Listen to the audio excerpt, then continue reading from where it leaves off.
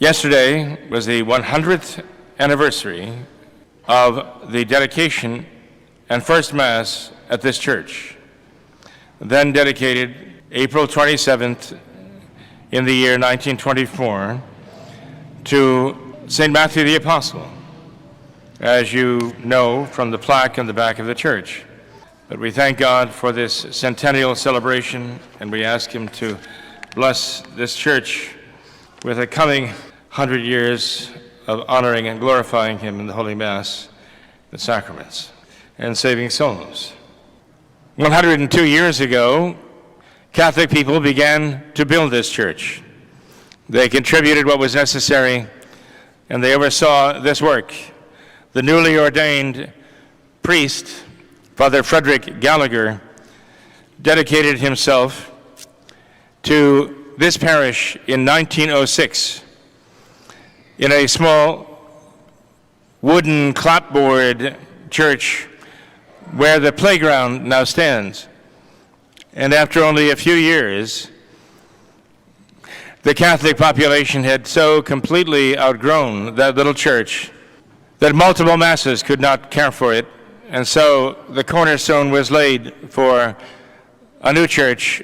It was actually what we know now as our high school building. You can see the cornerstone still in place. And that was where the masses were offered, the level that we now call St. Susanna Hall. In fact, St. Susanna Hall was the sanctuary of that church from 1910 or 11, when that was finished, until 1924, April 27th, when the first Mass was offered here. You can still look in St. Susanna Hall and see the uneven wooden floor and see where the communion rail itself once stood. It was entirely open. All the offices now in the front of the high school building were one large open space where the people sat in their pews and attended Mass. There were 4 large classrooms above, supported by 4 metal posts. You can see them now. They're still there. And those classrooms were the school, the existing school at the time. This church was begun in 1922, as I say, and completed 2 years later. And it was dedicated by Bishop Henry Muller and his pastor, Father Frederick Gallagher. God rest his soul.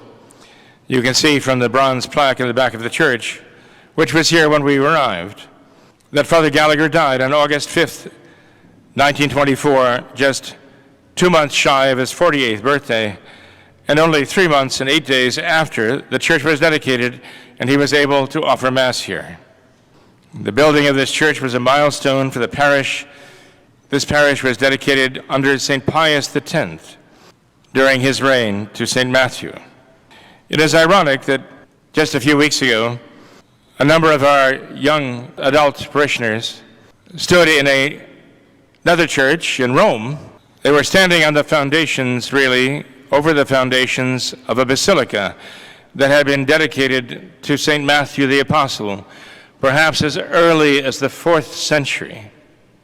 That basilica in honor of St. Matthew seemed to have disappeared by the 6th century, or during the 6th century, and churches were rebuilt on that site until finally, during the French Revolution, the church and its complex were destroyed entirely by the invading French.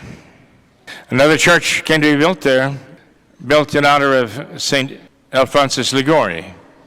What is very significant is that not only were we standing over the foundations of a church originally dedicated to St. Matthew, as was our church, but there was present in that church the original picture painting of Our Lady of Perpetual Help. That picture of Our Lady of Perpetual Help had a long, long history, going back centuries. The account of it is that this miraculous image was stolen from a church in Crete, of all places, and taken to Rome by a merchant, and had been held within that basilica of St. Matthew. And when the church itself finally was destroyed, it was transferred, but it returned. It returned to the new church of St. Alphonsus Liguori, built by the Redemptorists in the 1800s. And so it remains today. So our young people were invited to come up before that image and to sing the praises and love of our Blessed Mother before the image of Our Lady of Perpetual Help. That ties this very much together with our own church here, because not only was our church dedicated to St. Matthew originally, but we have also dedicated our Blessed Mother's altar to Our Lady under that title, Our Lady of Perpetual Help. The statue that is there now was not original here. The white marble statue that was original here has been taken away. But the faithful in Chicago years ago rescued this statue of Our Lady of Perpetual Help from being destroyed by the New Order. And it came to us and is now over this altar, where during World War II, our mothers and grandmothers and sisters and daughters knelt to beg of Our Lady of Perpetual Help in their devotions for the lives and well-being of their loved ones away fighting World War II. How many fervent prayers were offered here day by day and night before the altar out of devotion to Our Lady of Perpetual Help to bring their men home safely. So this church also has a history of devotion to not only St. Matthew, but to Our Lady of Perpetual Help, even as that foundation in Rome. There's much more that can be said about the history of this church. We need to celebrate its 100th anniversary. Probably in August, we'll have to have a celebration to thank God for the 100th anniversary. And there we'll talk about the rich history of St. Matthew become Immaculate Conception.